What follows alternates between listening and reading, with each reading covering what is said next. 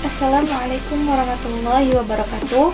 Perkenalkan, nama saya Alfiani Latifah Ainul Zahra dengan induk mahasiswa 121202017. Saya berasal dari Universitas Islam Negeri UIN Sunan Gunung Jati Bandung dari Fakultas Tarbiyah dan Keguruan jurusan Pendidikan Agama Islam semester 2. Dalam video kali ini saya akan memaparkan tema yang berjudul Dasar dan Ruang Lingkup Ilmu Pendidikan Islam. Adapun tujuan dibuat video ini adalah untuk memenuhi tugas mata kuliah Ilmu Pendidikan Islam. Sebelum kita membahas lebih lanjut tentang dasar dan ruang lingkup ilmu pendidikan Islam, mari kita bahas tentang ilmu pendidikan Islam itu sendiri. Apa sih ilmu pendidikan Islam itu? Ilmu pendidikan Islam merupakan salah satu bidang studi Islam yang mendapat banyak perhatian dari para ilmuwan.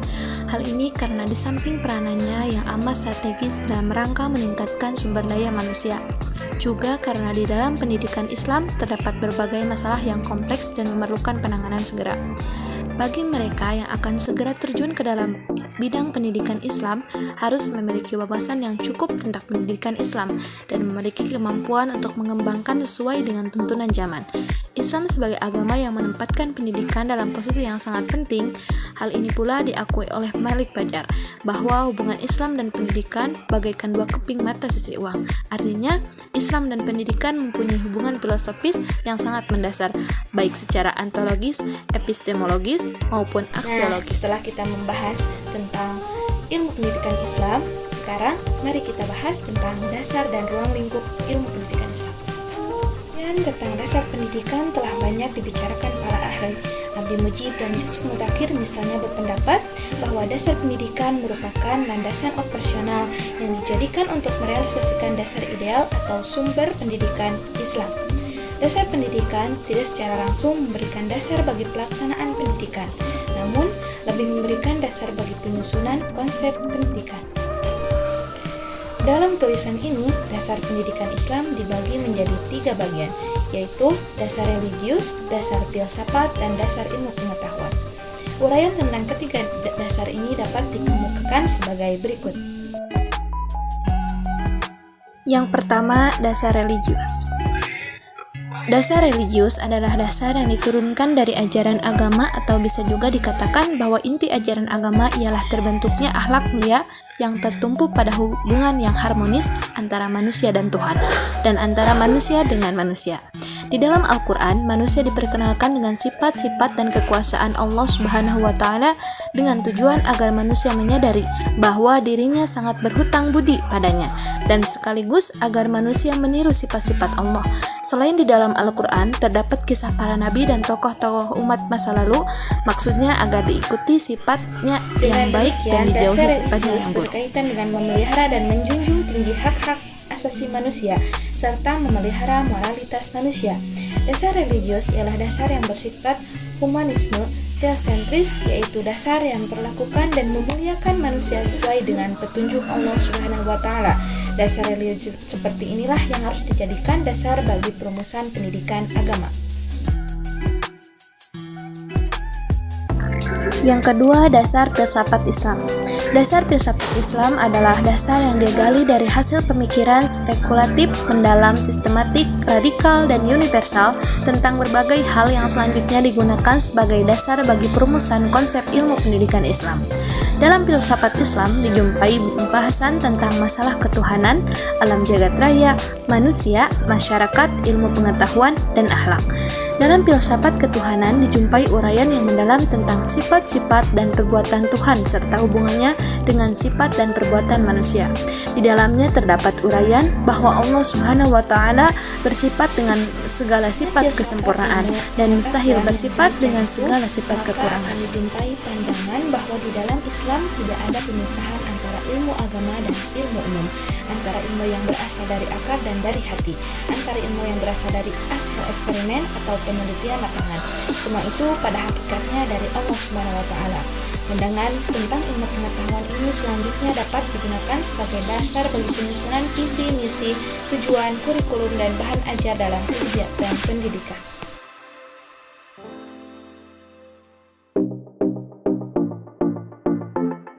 Yang ketiga yaitu dasar ilmu pengetahuan.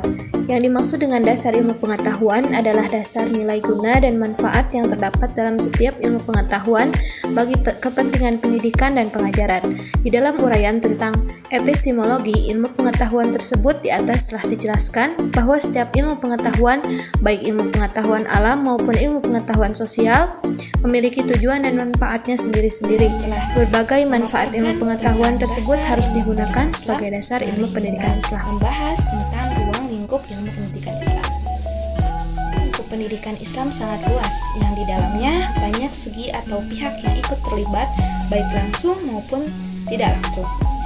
Dengan demikian, mari kita bahas tentang pihak-pihak yang terlibat dalam pendidikan Islam yang menjadi ruang lingkupnya.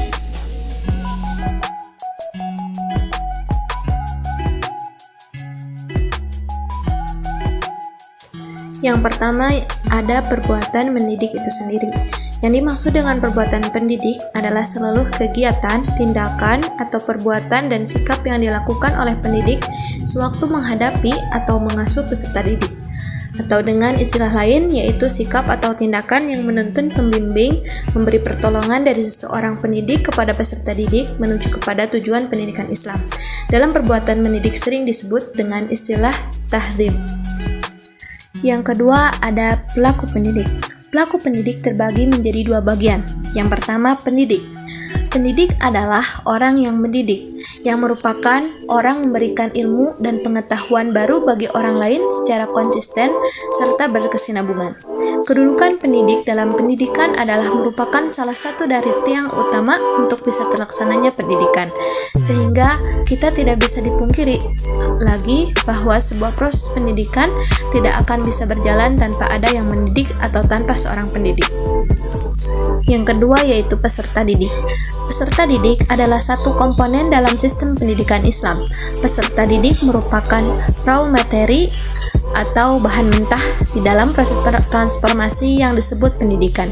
Berbeda dengan komponen-komponen lain dalam sistem pendidikan karena menerima material.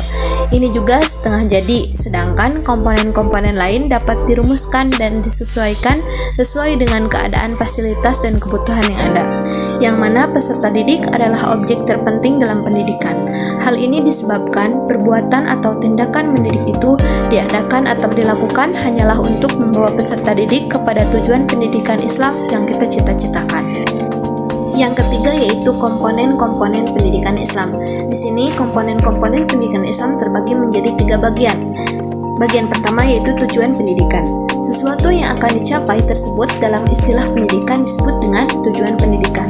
Tujuan pendidikan merupakan masalah sentral dalam pendidikan, sebab tanpa perumusan yang jelas tentang tujuan pendidikan, perbuatan menjadi acak-acakan, tanpa arah, bahkan bisa sesat atau salah langkah. Oleh karena itu, perumusan tujuan dengan tegas dan jelas menjadi inti dari seluruh pemikiran pedagogis dan perenungan filosofi. Bagian kedua ada kurikulum pendidikan Islam. Kurikulum merupakan salah satu komponen yang sangat menentukan dalam suatu sistem pendidikan. Karena itu, kurikulum merupakan alat untuk mencapai tujuan pendidikan dan sekaligus sebagai pedoman dalam pelaksanaan pengajaran pada semua jenis dan tingkat pendidikan. Kurikulum senantiasa bersifat dinamis guna lebih menyesuaikan dengan berbagai perkembangan yang terjadi. Setiap penduduk harus memahami perkembangan kurikulum karena merupakan suatu formulasi pedagogis yang paling penting dalam konteks pendidikan. Dalam kurikulum akan tergambar bagaimana usaha yang dilakukan membantu peserta didik dalam mengembangkan potensinya, berupa fisik, intelektual, emosional, dan sosial, keagamaan, dan sebagainya. Bagian ketiga yaitu metode pendidikan Islam.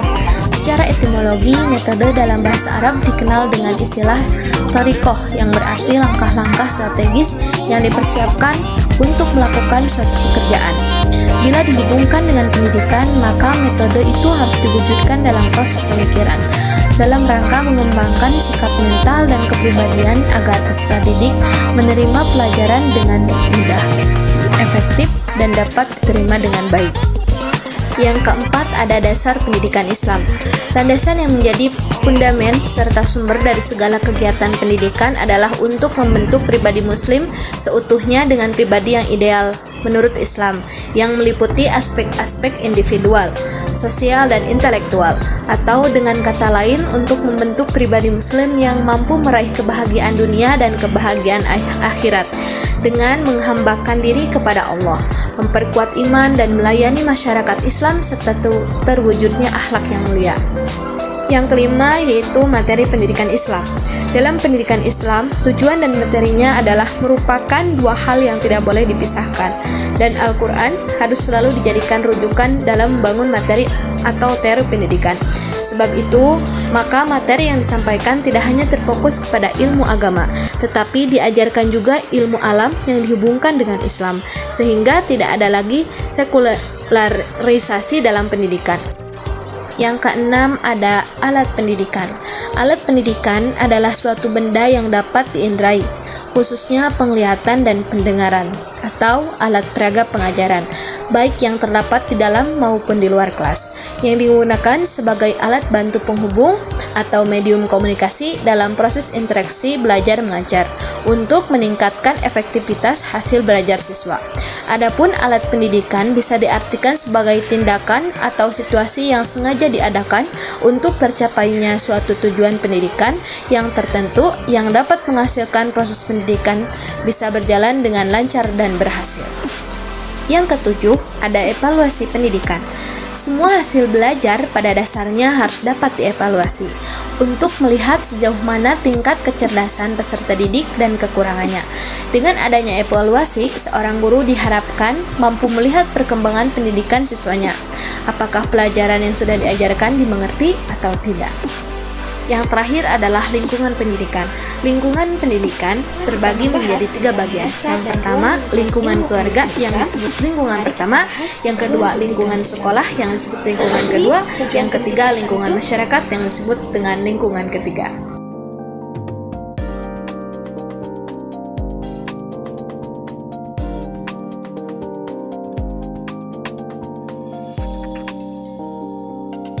Tujuan pendidikan Islam adalah untuk membimbing dan mendidik seseorang untuk memahami ajaran agama Islam.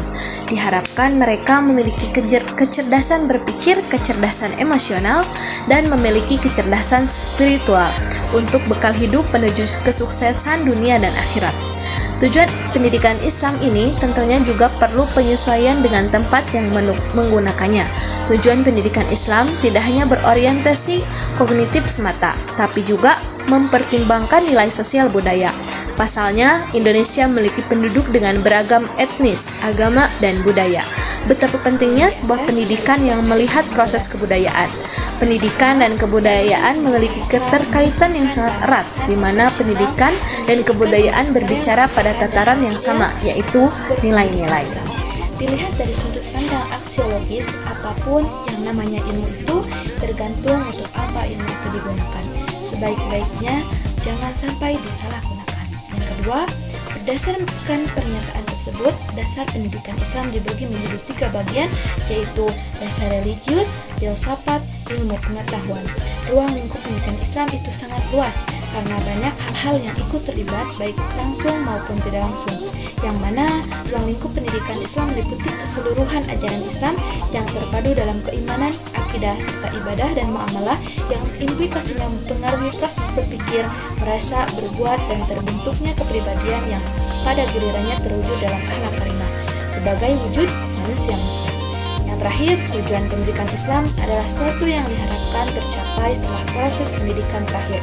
Tujuan ini diklarifikasikan sebagai tujuan umum, tujuan sementara, tujuan akhir, dan tujuan operasional. Demikian yang dapat saya sampaikan, kurang lebihnya mohon dimaafkan.